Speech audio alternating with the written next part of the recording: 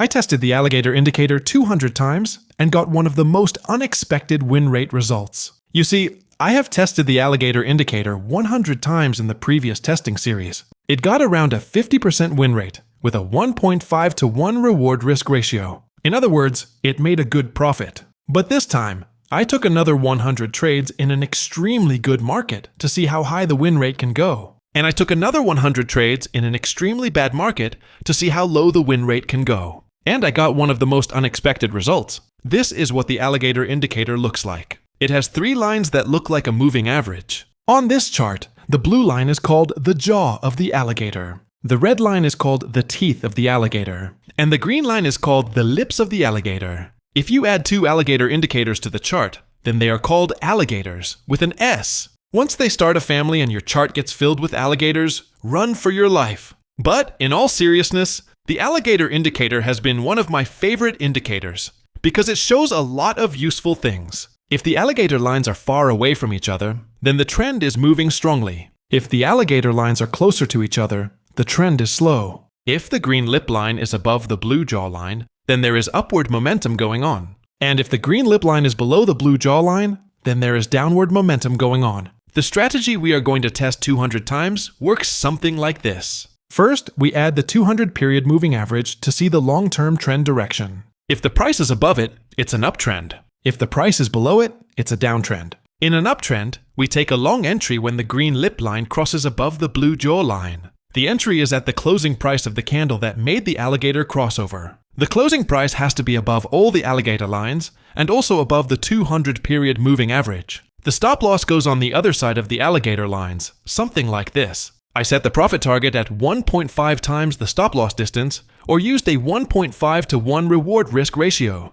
For the extremely good and extremely bad market tests, I used the gold USD chart. Since it has been moving in an excellent uptrend for a long while, I only took long trades on it. I added a 9-period EMA. I drew red boxes where the price was not clearly trending above the 9 EMA, was ranging slowly, or was choppy. I filtered the market like this on the 1-day time frame. For the extremely good market test, I took 100 trades where I didn't draw the red boxes. And in the extremely bad market test, I took 100 trades where I drew the red boxes. I took trades with the alligator indicator on the 30 minutes entry time frame. When I tested the alligator indicator in the extremely good market, this is what happened. You see, in the extremely good market series, strategies so far have increased their win rate by a good amount. I mean, strategies that had a win rate of less than 50% in the previous mostly good market test also increased their win rate by a good amount in the extremely good market test. But this alligator must be on a diet or something,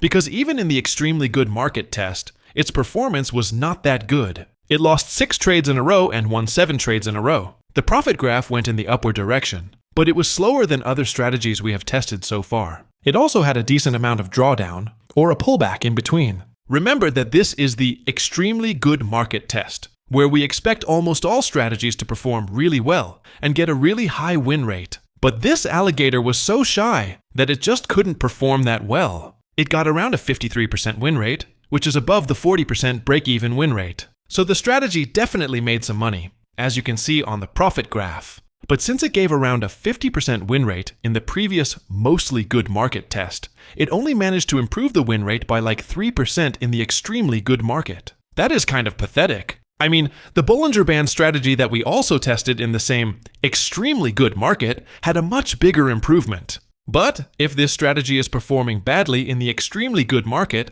how badly can it perform in the extremely bad market? Well, when I tested the alligator indicator in the extremely bad market, I was surprised. The profit graph started to move in the downward direction pretty much from the start. On top of that, it had a massive 12-trade losing streak. The win rate dropped below 30% many times.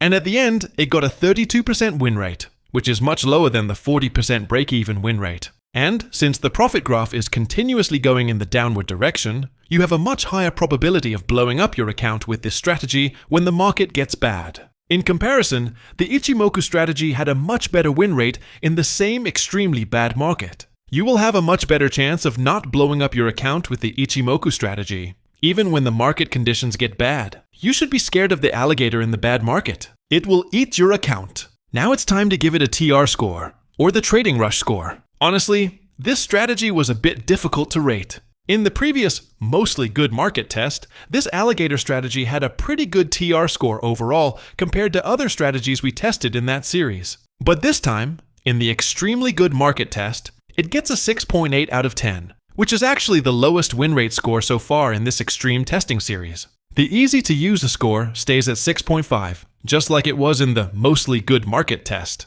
As for reliability, it got a 6 out of 10, because even though the win rate didn't get that high like other strategies, the indicator is pretty reliable. It shows useful things and gives pretty good entries. In the consistency of profit category, it gets a 6.5 out of 10, which is also the lowest score so far in the good market. It gets another low score of 7.5 out of 10 in the quality of trades category. Because of so many low scores, the total TR score ended up at 33.3. The highest score we have seen so far is 38.8. All strategies we have tested in the extremely good market got a better score than the alligator. In the extremely bad market, the easy to use score stays the same at 6.5. The consistency of profit score is 0, because it doesn't make any profit. And the win rate, reliability, and the quality of trades get a 3.3 out of 10. That brings the TR score in the bad market to 16.4. That is the lowest score so far. Basically, this alligator indicator performs pretty well in the mostly good market. It doesn't perform that well in the extremely good market compared to other strategies. And it performs worse than other strategies in the bad market. Some of the testing data in this extreme series has surprised me. So let's see what other strategies can give some interesting results as we test more. Thanks for watching.